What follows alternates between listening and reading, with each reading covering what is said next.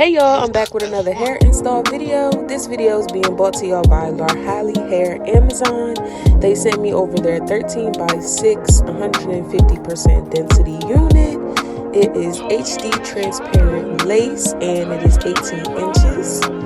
As y'all can see, I'm just going through with the installation process. I like to use my Ruby Kisses cream concealer and my Boho Active, which I just started using, y'all, because I was not getting into the glue before. As y'all can see, I decided to try this thing I saw on TikTok, and it was going well up until right about here, when I noticed I ripped a huge hole in my lace. Like, girl, that just goes to show you can't try everything you see on TikTok.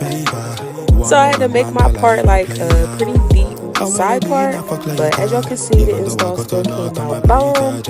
And as always, y'all can find all the details in my bio and on my Amazon storefront. Bye!